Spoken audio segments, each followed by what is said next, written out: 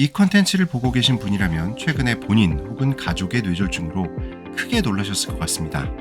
뇌졸중은 갑작스럽게 뇌혈관이 막히거나 터지면서 생기는 질환이고 뇌 손상 정도에 따라 장애가 생길 확률이 높은 질환입니다.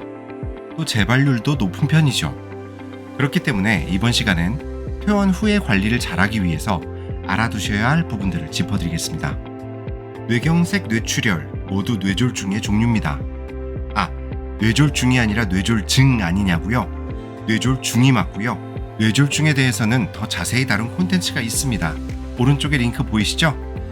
아주 짧게 중요한 부분만 말씀드리자면 뇌혈관이 막히면 뇌경색, 터져서 출혈이 생기면 뇌출혈입니다. 뇌 손상 없이 일시적으로 뇌졸중 증상이 있다가 사라지는 일과성 허혈 발작도 일종의 뇌졸중입니다. 우선 증상 정도에 따라 이렇게 구분을 해보도록 할게요.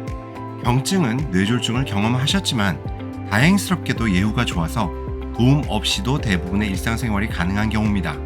또 중증은 일정 정도 이상의 편측마비가 생겨 도움 없이는 일상생활이 불편한 상황이라고 구분하겠습니다. 이번 시간엔 중증의 경우를 위주로 알아보도록 하겠습니다. 중증도 여러 가지 증상이 복합적으로 다르기 때문에 구분해서 말씀드리도록 할게요.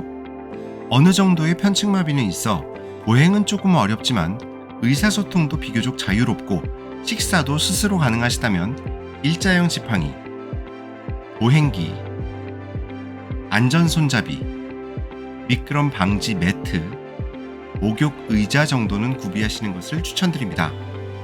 필요 없다고, 괜찮다고 하셔도 순간적으로 중심을 잃을 수 있어서 자주 이동하시는 경로에 안전손잡이를 설치형, 변기형, 기둥형으로 설치해 주시고 지팡이는 실내용, 실외용을 구분해서 사용하시면 실내를 깨끗이 유지하는 데 도움이 되겠죠. 보행 의존도가 심하지 않은 경우라면 보행기는 롤레이터 정도가 좋을 것 같습니다. 이번에 저희 그레이몰에서 뇌졸중 패키지를 만들었는데요. 방금 전에 말씀드린 증상 시나리오에 따라 상품을 구성해뒀습니다. 패키지 링크는 고정 댓글로 남겨두겠습니다. 마비도 심한 편이고 언어 장애도 있는 정도라면 하루 종일 도움 없이는 식사나 화장실을 가시는 것도 어렵기 때문에 전동 침대, 휠체어, 보행기, 안전손잡이는 필수입니다. 그 외에도 사발형 지팡이, 목욕 의자, 이동변기, 미끄럼 방지 매트, 화장실 문턱에도 경사로 등이 필요합니다. 주로 사용하시던 손에 마비가 온다면 식사도 어려워지는데요. 그런데도 도움을 거부하시고 직접 식사하시려고 하면 참 난감합니다. 그럴 때 도움이 되는 제품들이 있습니다. 복지용구는 아니지만 비틀리티의 폼 그립에 포크나 숟가락을 끼워서 사용하실 수도 있고 손떨림이 심하신 경우에는 벨크로 찍찍이 있죠? 그걸로 손에 고정시키는 식사 보조 제품들도 있습니다. 뇌졸중이 오면 언어 장애도 생길 수 있습니다. 언어 장애는 단어들을 다시 학습하는 과정으로 이루어진 언어 치료 과정을 통해 치료가 이루어집니다. 전문 언어 치료를 받으시는 방법도 있고 집에서 플래시카드 등 도구를 활용한 활동을 하면 도움이 됩니다. 말이 어눌하거나 말이 잘 나오지 않을 때에는 그림으로 된 낱말 플래시카드나 문장이 적힌 카드를 매일 30분 정도 소리내어 읽도록 합니다. 그림을 보면서 상황을 설명하도록 하는 것도 좋습니다. 뇌졸중 환자의 복용 약물에 대해서도 알아두셔야 할 사항들을 정리해 보겠습니다. 가장 중요한 것은 어느 병원을 가시든 어느 약국을 가시든 환자가 뇌졸중 약을 드시고 있다는 것을 알려주셔야 하는 겁니다. 뇌경색 환자에게 사용하는 약물은 크게 항혈소판제와 항응고제로 나뉘는데요. 혈액이 응고되지 않고 잘 흐를 수 있도록 하기 때문에 출혈이 생기면 지혈이 어렵습니다. 그래서 치과 치료, 내시경 또는 수술 계획 시 반드시 담당 의사한테 복용 중인 뇌졸중 관련 약물을 알려야 합니다. 침을 맞을 때에도 출혈 위험성 때문에 가급적 대침은 피하셔야 하고 잇몸 출혈도 우습게 볼 일이 아닙니다. 그래서 매우 부드러운 칫솔을 쓰시는 것이 좋습니다. 가위나 칼처럼 날카로운 물건을 사용할 때에도 주의하셔야 하는데 면도기도 가급적 전기 면도기를 사용하시는 것이 안전하겠죠. 또 변비로 인한 출혈이 생길 수도 있기 때문에 변을 부드럽게 만들어주는 변 완화제를 드시는 경우도 있습니다. 뇌경색 환자에게는 대부분 혈전이 생기는 것을 막아주는 항혈소판제가 처방됩니다. 주로 아스피린, 플라빅스, 플레탈 같은 것들이 해당됩니다.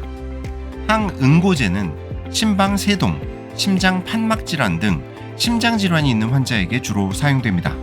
특히 와파린의 경우 약물의 농도 조절이 매우 중요합니다. 이게 다른 약이나 음식물에 의해서 약물의 효과가 쉽게 변하는 약이라 다른 약을 복용하게 될 때는 의사나 약사에게 와파린을 드시고 있다는 것을 미리 알려주셔야 합니다. 감기약도 안 되는지 궁금하시죠?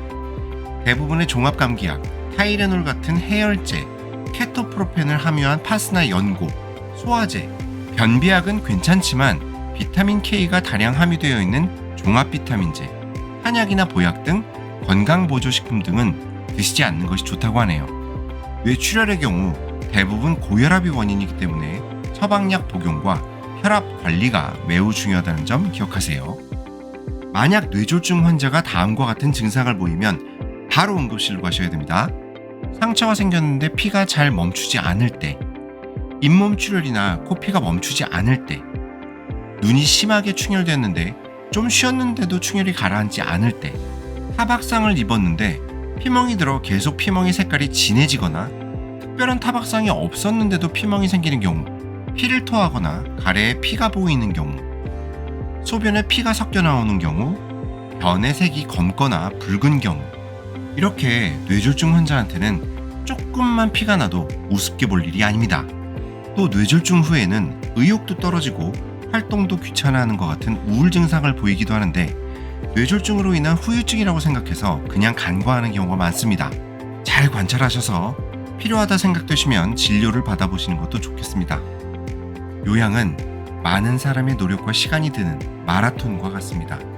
간병인, 요양보호사도 중요하지만 우선 안전하고 돌봄에 적합한 환경을 만들려면 다양한 시니어 용품들이 필요하게 됩니다. 1년에 160만 원 한도에서 필요한 시니어 용품 구매를 지원받으시려면 노인장기요양보험이 꼭 있어야 합니다. 아직 노인장기요양보험 신청하시기 전이라도 그레이몰에서는 필요하신 제품들을 먼저 받아 사용하실 수 있도록 도와드리고 있으니까 걱정 마시고요. 노인장기요양보험이 없으신 경우 지금 여기 보이시는 링크를 눌러서 노인장기요양보험 안내 콘텐츠를 보시고 신청하시기 바랍니다. 이번 시간엔 뇌졸중 환자의 퇴원 후 생활과 돌봄에 대해 알아봤습니다. 오늘 보신 뇌졸중 패키지는 국내 최대 시니어 전문 그레이몰에서 모두 직접 보시고 비교하시고 주문하시고 집에서 편안하게 받아보실 수 있습니다. 시니어에 대한 모든 것 그레이몰.